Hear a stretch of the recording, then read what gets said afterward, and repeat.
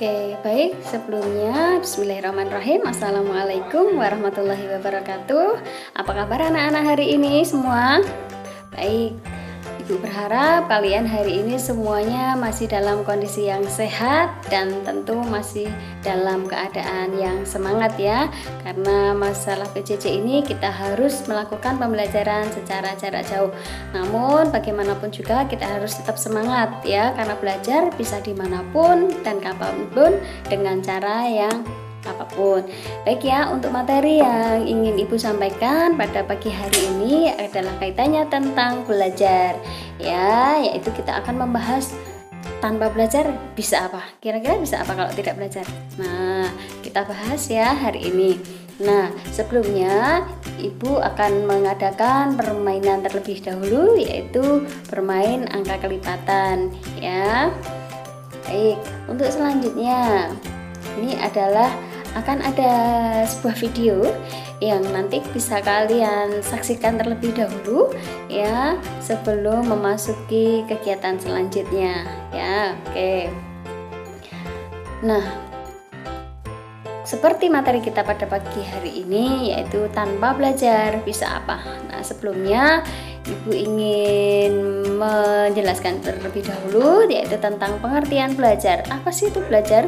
Nah, pasti semuanya itu pernah melakukan yang namanya belajar ya, karena belajar tadi Ibu bilang ya, belajar adalah suatu proses atau upaya yang dilakukan setiap individu untuk mendapatkan perubahan ya. Perubahan apa? Perubahan tingkah laku, baik itu dalam bentuk pengetahuan, keterampilan, sikap, nilai yang positif ya, sebagai suatu pengalaman dari berbagai materi yang telah dipelajari. Nah, itu adalah pengertian daripada belajar ya. Jadi belajar itu adalah suatu perubahan tingkah laku. Dengan belajar seseorang akan mendapatkan perubahan tingkah laku, dari yang dulunya mungkin tidak bisa akan menjadi bisa. Belajar adalah adanya perubahan dalam bentuk pengetahuan ya, dari dulunya yang tidak tahu apa-apa, sekarang setelah belajar akan memiliki pengetahuan yang lebih luas, mengerti segala sesuatu ya, baik itu tentang kebudayaan, tentang suatu ilmu-ilmu yang lain. Nah, itu dari yang tidak tahu menjadi tahu. Kemudian adalah belajar itu sebagai suatu perubahan dari keterampilan ya.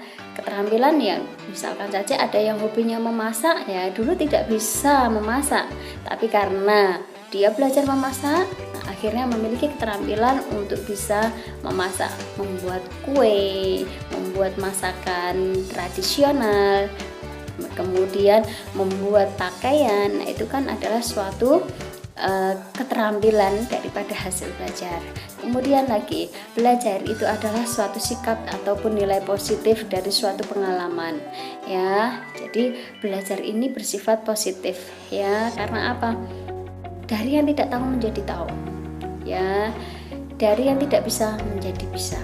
Nah, dari apa? Suatu materi yang sudah dipelajari sebelumnya. Jadi ada nilai positif dari hasil belajar ini. Nah, itu dikatakan sebagai suatu belajar. Akan menjadi pintar, akan menjadi tambah lagi pengetahuannya, keterampilannya, seperti itu ya. Oke, selanjutnya next adalah ciri-ciri belajar. Ternyata ciri-ciri belajar itu banyak sekali ya. Nah, contohnya adalah akan terjadinya suatu perubahan. Nah, perubahan apa? Yang tadi Ibu bilang, dari yang dulunya tidak tahu, dengan belajar maka akan menjadi tahu ya, tentang apa? Tentang apapun ya, baik itu keterampilan, pengetahuan ya, dari dulunya tidak tahu menjadi tahu setelah belajar. Kemudian perubahan tersebut bisa bersifat menetap ya. Misalkan contoh saja, ada yang belajar berenang. Nah, ketika sudah belajar berenang, nah, pada suatu saat meskipun tidak sering melakukan berenang lagi atau lama tidak berenang, itu biasanya juga akan masih ingat ketika ada banjir. Nah, juga akan masih ingat bagaimana caranya berenang. Nah, itu adalah perubahan bersifat menetap. Kemudian lagi, belajar itu merupakan perubahan yang bersifat positif. Tadi ya, bersifat positif berarti belajar itu memberikan manfaat yang positif, dari yang tidak tahu menjadi tahu, dari yang tidak bisa menjadi bisa, dari yang wawasannya awalnya masih tidak tahu, masih kosong. Nah, karena belajar itu menjadi bisa, menjadi tahu, seperti itu. Kemudian lagi, belajar itu juga memiliki tujuan yang terarah. Nah, kemudian juga belajar itu meliputi segala aspek. Nah, aspek apa? Di sini ada aspek kognitif, afektif, dan psikomotor. Nah, jadi belajar itu akan mempengaruhi perubahan baik kognitif, afektif, dan psikomotor daripada seseorang. Ya, untuk selanjutnya. Nah, kenapa sih kita perlu belajar? Nah, ternyata karena belajar itu memberikan manfaat yang banyak sekali. Nah, diantaranya bisa dilihat ya, dari belajar itu kita akan bisa berprestasi. Ya, berprestasi dalam bidang apa? Dalam bidang apapun. Ya, ketika kita mau belajar, maka kita akan berprestasi, entah itu di akademik maupun di non akademik ya. Kemudian dengan belajar itu akan menambah ilmu atau wawasan. Ya, misalkan saja dengan membaca sebuah buku, membaca sebuah literasi, mencari di Google dan sebagainya, itu kan akan menambah pengetahuan kita, menambah ilmu kita. Kita bisa tahu kebudayaan dari negara lain hanya karena belajar. Ya, kita bisa cari tahu apapun ya tentang ilmu kalau kita belajar. Nah, jadi dengan belajar tentu kita akan bertambah lagi wawasan ataupun ilmunya, seperti itu. Kemudian lagi ya, dengan belajar, karena kita tadi Ibu bilang ya, dengan belajar kita akan bertambah wawasan, bertambah ilmunya. Maka belajar ini bisa memberikan kita manfaat apa? Terhindar dari kebodohan. Siapa yang mau pengen bodoh? Pasti tidak ada. Nah, kalau tidak ingin bodoh, maka harus belajar, gitu ya.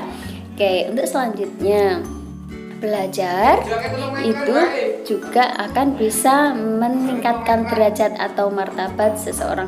Maksudnya apa? Nah, maksudnya itu adalah ketika seseorang mau belajar, itu adalah seseorang itu akan memberikan manfaat yang lebih dalam kehidupan di masyarakat. Karena apa?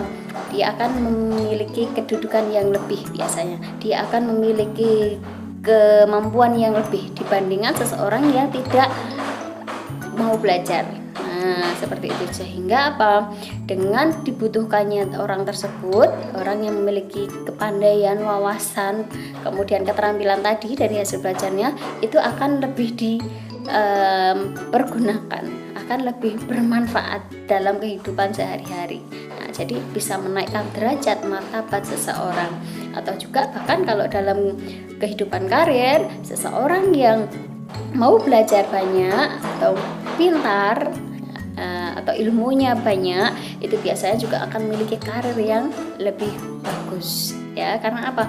Memiliki manfaat, memiliki apa ya istilahnya, kebermaknaan yang lebih di dalam karir tersebut. Oke, untuk selanjutnya, dari manfaat belajar itu bisa menambah pengetahuan ya, seperti tadi, menambah ilmu dan juga menambah pengetahuan dalam bidang apapun ya, baik itu akademik, non akademik ya. Kemudian dari belajar itu biasanya juga akan bisa menghasilkan suatu karya. Nah, karya apa? Karya apapun, asalkan kita mau belajar, kita nanti akan bisa menghasilkan suatu karya. Contoh saja, ketika kita mau belajar, nah, seseorang bisa menciptakan suatu kreasi inovasi terbaru dan terbaru. Contoh saja, misalkan ya, sekarang kita bisa menggunakan aplikasi-aplikasi yang canggih seperti sekarang ini.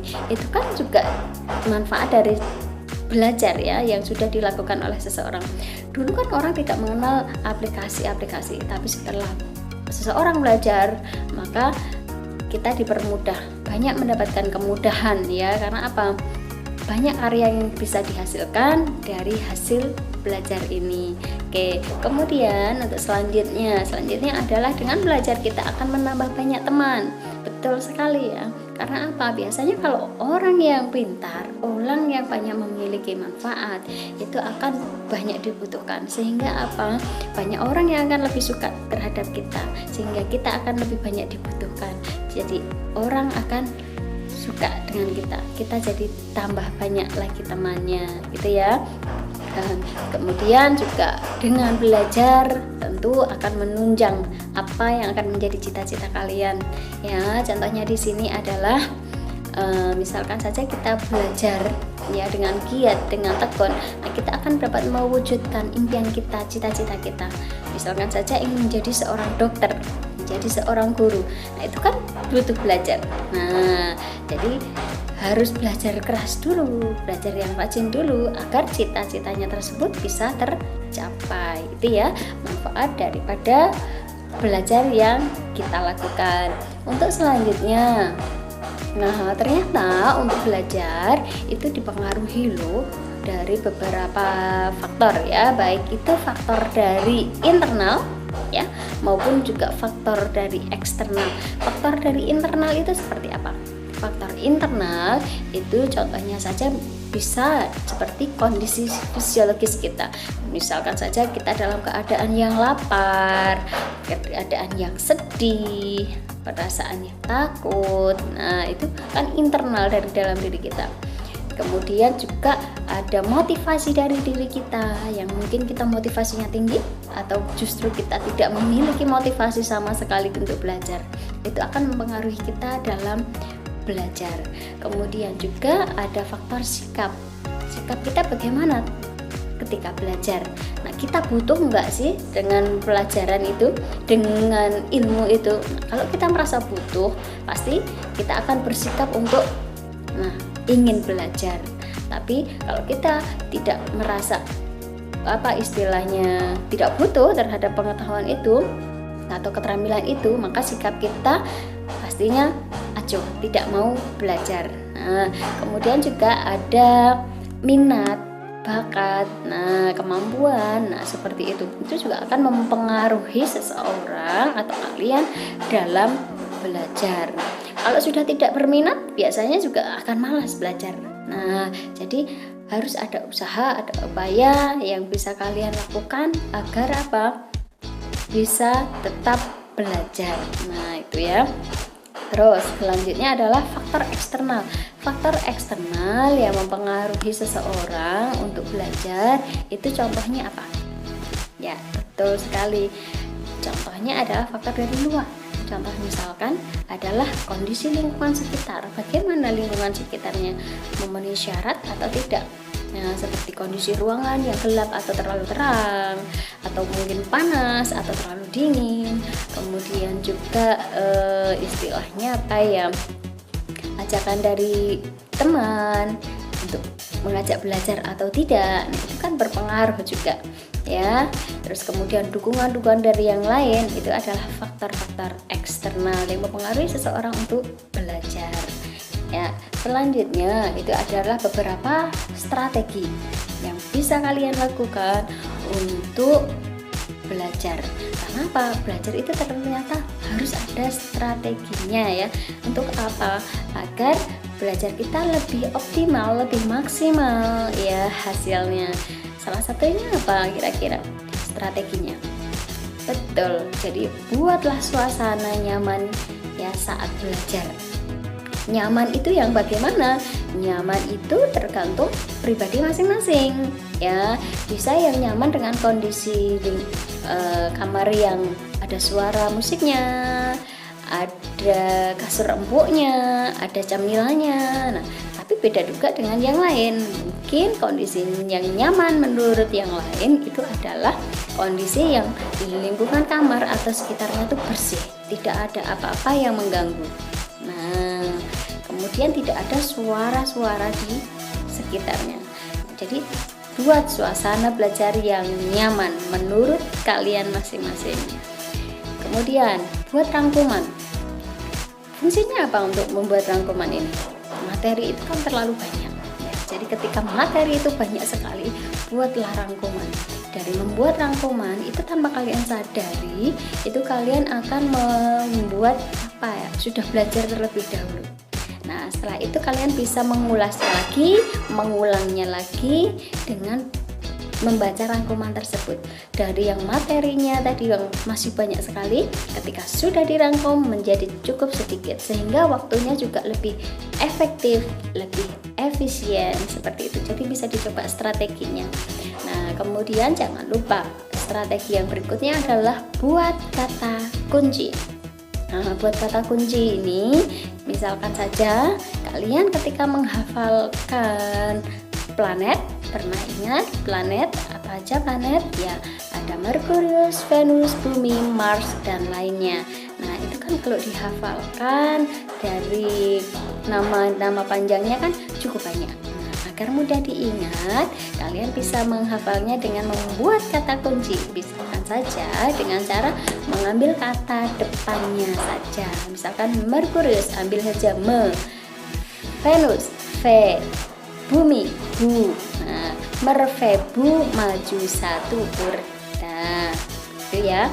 Silahkan diambil atau membuat kata kunci, ya, diambil kata depannya boleh, kata tengahnya boleh, kata akhirnya boleh, sesuai dengan apa yang kalian mudah ingat, ya. Jadi buat kata kunci untuk lebih mengingat, untuk lebih mudah menghafal, untuk lebih mudah memahami. Oke. Selanjutnya adalah dipahami, ya. Jangan lupa untuk dipahami. Jadi tidak dihafal, dipahami. Apa yang sudah kalian pelajari, apa yang sudah kalian baca tadi, itu coba dipahami. Jangan hanya sekedar dihafal. Karena ketika kita memahami sesuatu hasil pelajaran tadi, itu biasanya akan terekam dalam memori jangka panjang. Jadi suatu saat ketika istilahnya ada pertanyaan soal itu, ya, itu akan masih teringat. Nah, beda dengan dihafal. Kalau dihafal itu biasanya hanya terekam dalam memori jangka pendek, ya. Jangka pendek itu artinya apa? Hari ini kita hafal, tapi setelah kita tidak belajar lagi dalam waktu tertentu, nah, suatu saat ditanyakan sudah hilang. Karena apa? Memori kita hanya jangka pendek. Jadi ingat ya, dipahami, bukan dihafal. Oke, bagus. Selanjutnya, belajar sering, ya, harus sering belajar tuh, tetapi tidak boleh lama, alias sebentar saja, ya. Jadi belajarnya tuh sering. Silahkan setiap hari itu belajar, meluangkan waktu untuk belajar, ya, tapi tidak usah terlalu lama, kebut semalam dari jam 7 pagi sampai jam 3 malam. Nah, setiap hari seperti itu malah tidak efektif, malah tidak efisien. Yang bagus adalah belajarlah setiap hari, ya, sedikit-sedikit saja belajarnya, tetapi sebentar-sebentar saja, ya, tapi sering, setiap hari. Nah, itu. Kemudian buatlah belajar kelompok. Nah, belajar kelompok ini manfaatnya apa? Oke, manfaat dari belajar kelompok itu adalah kalian bisa melakukan diskusi, dan dari diskusi tadi kalian akan mendapatkan apa ya, istilahnya pengalaman yang baru dari teman-teman kelompok kalian, ya. Itu akan lebih bagus, ya. Kemudian belajar dengan cara dipraktekkan, ya. Jadi sesudah kalian belajar itu akan lebih bagus lagi ketika kalian juga mempraktekannya, ya. Jangan lupa untuk dipraktekkan, ya. Ketika kalian belajar membuat masakan atau belajar membuat donat, apakah mudah hanya dengan dilihat saja tanpa dipraktekkan? Nah, pasti sulit. Beda kalau misalkan setelah belajar itu kalian juga mempraktekannya, betul tidak? Nah, bisa dicoba ya strategi-strategi tadi. Kemudian ada lembar evaluasi pada kegiatan pada pagi hari ini yang nanti ibu akan berikan, ya. Silahkan nanti diisi ya lewat Google Form yang nanti linknya ibu bagi di kelas, ya. Oke, bagus. Selanjutnya, sebelum ibu mengakhiri kegiatan pada pagi hari ini, ya, ibu ingin menyampaikan motivasi ataupun kutipan, ya, tentang belajar, ya. Jadi bahwa kenapa kita harus belajar tadi? Karena belajar memberikan banyak manfaat kan, ya. Nah, kutipannya adalah bahwa hasil belajar adalah investasi yang berharga di masa yang akan datang. Ya, maka jangan berhenti belajar. Ya, karena dengan belajar kamu akan dapat menaklukkan dunia. Nah, hanya dengan belajar kamu bisa menaklukkan dunia. Nah, itu ya. Selanjutnya, demikian kegiatan pada pagi hari ini, pembelajaran pada pagi hari ini. Semoga bisa memberikan kalian manfaat, kalian bisa tambah lagi semangatnya untuk belajar ya. Tetap sehat, tetap semangat untuk belajar, karena belajar bisa dilakukan dimanapun dan kapanpun. Oke, siap. Sampai jumpa di lain waktu ya. Terima kasih. Assalamualaikum warahmatullahi wabarakatuh.